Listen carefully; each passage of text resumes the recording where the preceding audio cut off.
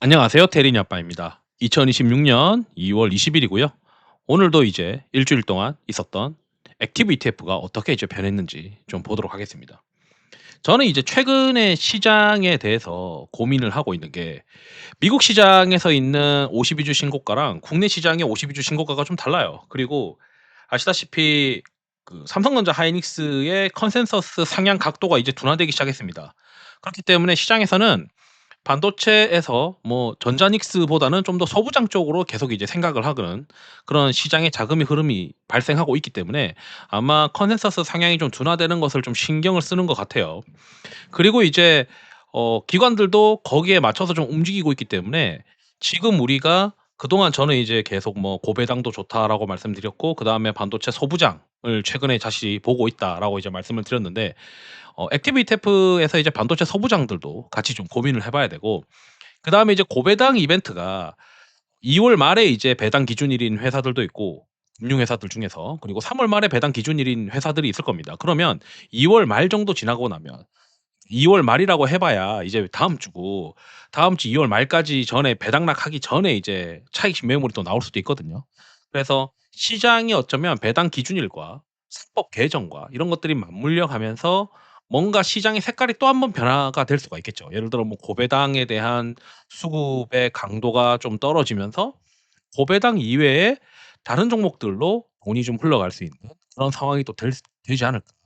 이런 고민도 해 봐야 되기 때문에 그런 고민들의 방향에 맞춰 가지고 보면 '아 어쩌면 반도체 소부장이 좀 그래도 부각받을 수 있는 시기가 아닐까.' 이런 생각도 좀 들거든요. 같이 한번 보도록 하죠. 영상에 나오는 뭐 구글 콜앱 코드나 그다음에 엑셀 데이터들은 다 멤버십 회원분들한테 공유를 해 드리고 있고 특히 눈꽃픽스 이상 회원분들한테 공유해 드리고 있어요.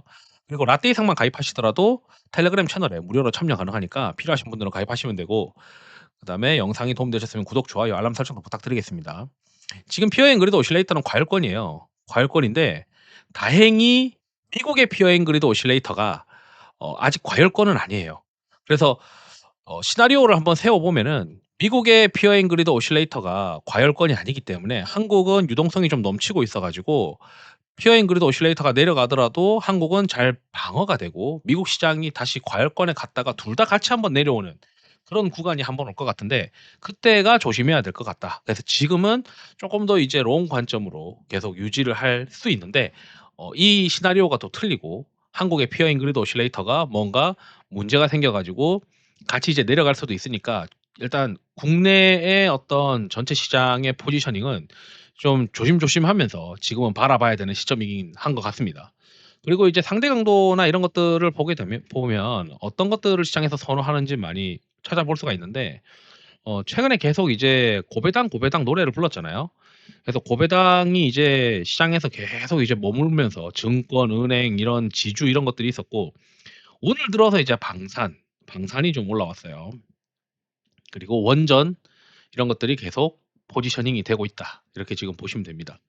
그러면은 우리가 오늘 이제 이 수급이나 이런 것들도 한번 같이 간단히 보게 되면 지금 금액 대비해서 보게 되면 기관들은 이제 반도체랑 오늘 이제 산업재들 많이 좀 플레이했어요. 조선이나 방산 그리고 데이터 센터에 들어가는 뭐 전력기기나 이런 에너지 쪽 ESS 뭐 이런 것들 그리고 연하게 색칠해 놓은 것들이 이제 지주나 금융 이런 것들입니다. 고배당.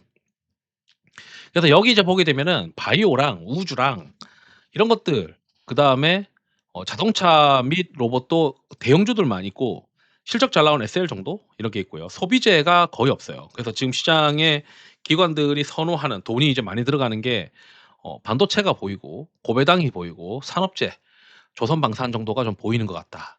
시가총액 대비해서 기관 매수를 보게 되면 확실히 반도체가 많이 보입니다. 소부장들이 많이 보이죠. 그래서 시장이 지금 이 상황에서도 '소부장들에 대한 관심이 기관들이 많다.'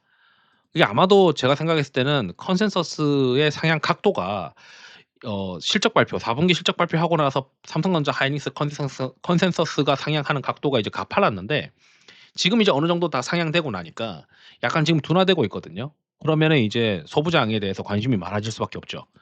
그러면 여기서도 흥미롭게 볼 수 있는 건 코스닥 시장이 좀 힘이 빠지고 안 좋긴 한데 우주 섹터는 연금과 사모투신이랑 시장이 동조하고 있고, 기관은 사는데 시장이 동조 안 되고 있는 섹터가 이제 제약바이오, 건강관리, 제약바이오, 그리고 반도체 소부장입니다.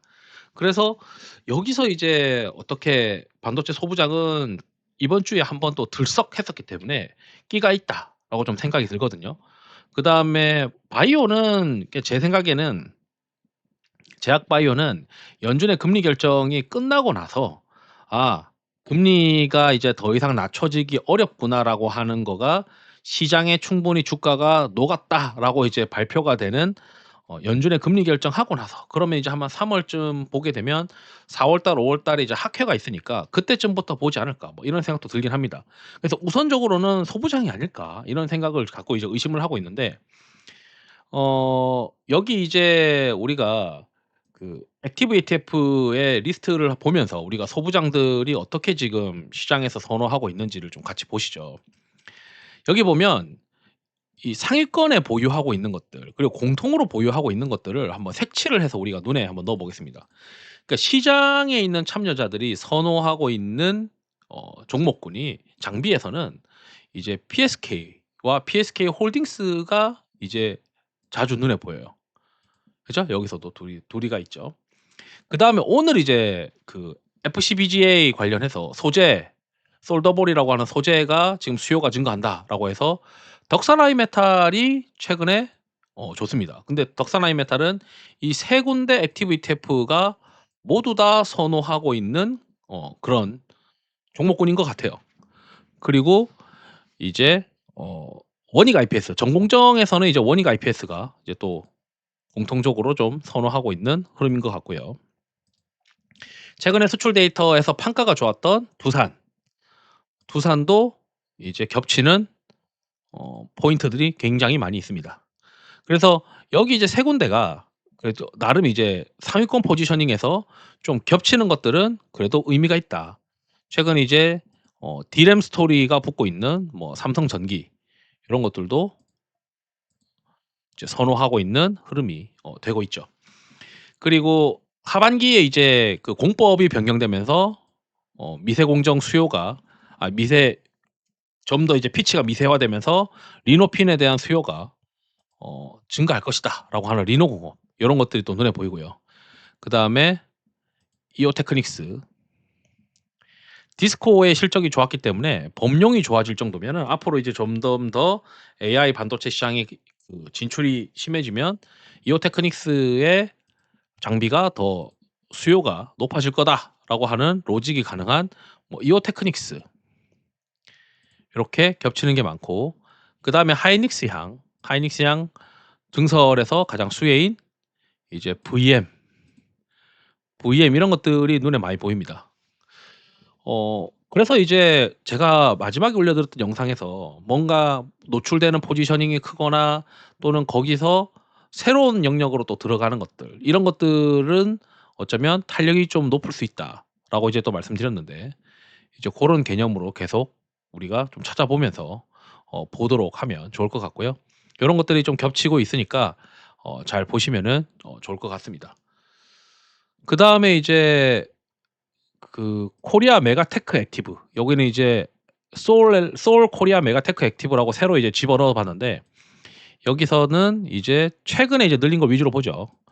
어 원전을 좀 늘렸어요. 원전에서는 BHI를 늘린 것 같고, 나머지는 크게 변화는 없어요. BHI랑 이제 HD 현대, 요런 것들을 좀 늘린 것 같고, 그다음에 배당 성장.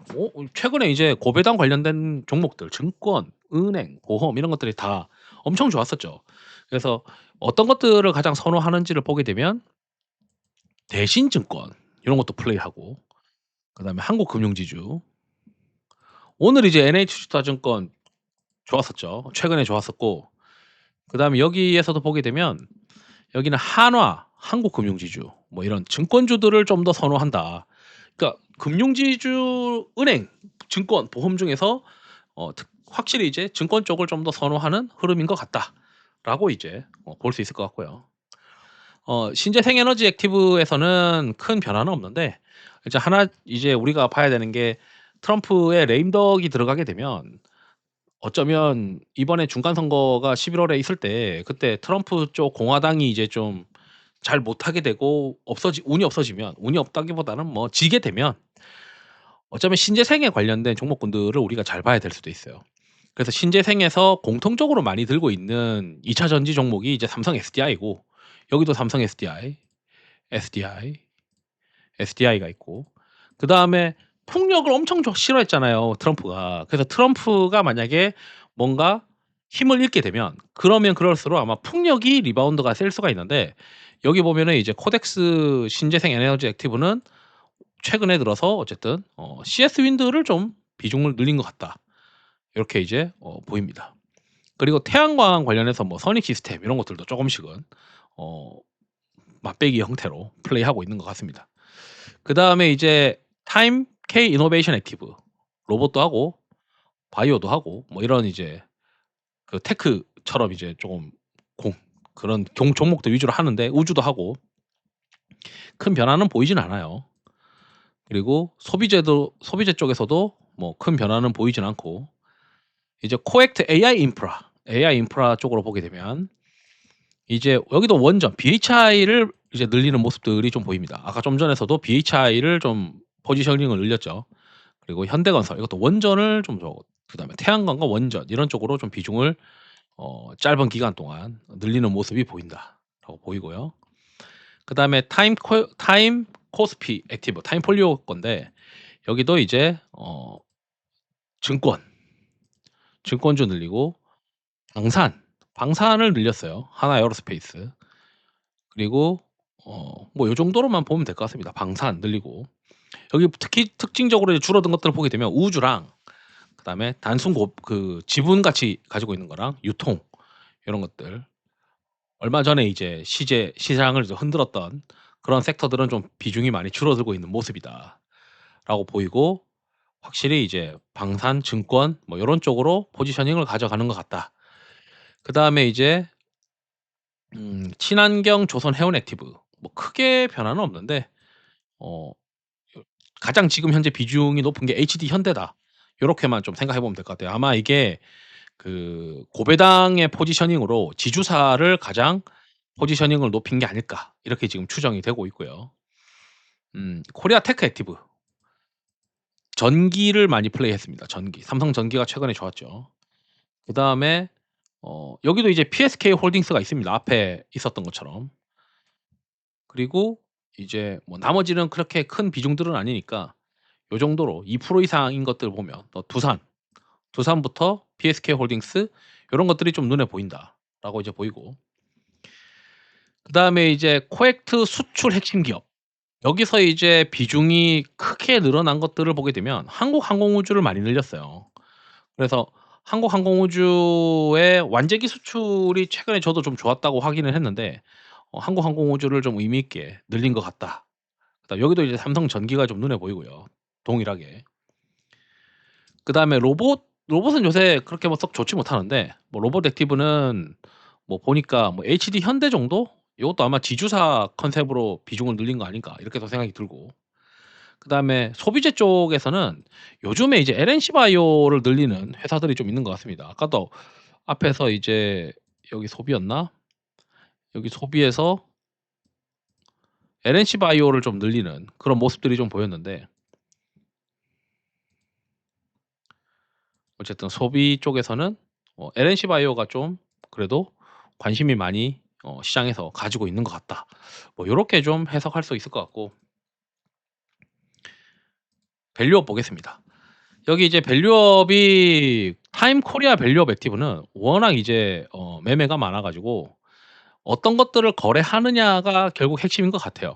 이게 이제 '시장의 주도 종목군이다.'라고 보게 되면 증권주를 막 이제 이렇게 막 4개 5개, 저도 이제 최근에 포지셔닝을 할 때 증권주가 이렇게 막 깔려 있었거든요. 여러 개를 가지고 있고.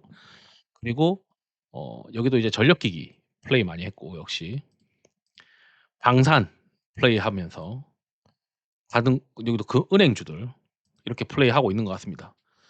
그래서 여기서 이제 거래되고 있는 그 종목군의 어떤 것들을 보게 되면, 여기서 우리가 배우는 거는 아시다시피 시장의 주도 종목군에서만 매매를 한다라고 이제 이해하시면 좋을 것 같고, 코엑트 코리아 밸류업은 크게 변화가 없어 보이고, 트러스턴도 크게 변화가 없어 보이고, 이제 에징의 바이오를 좀 보죠. 최근 들어서 3,000당 제약에 대해서 굉장히 시장이 좀 긍정적으로 보나 봐요. 타임폴리오도 비중을 엄청 올렸고, 라이즈도 비중을 결국 이제 많이 올렸어요. 그래서 시장에서 3,000당 제약에 대한 비중을 높이는 그런 하우스들이 있다. 그리고 여기도 코엑트도 없진 않다.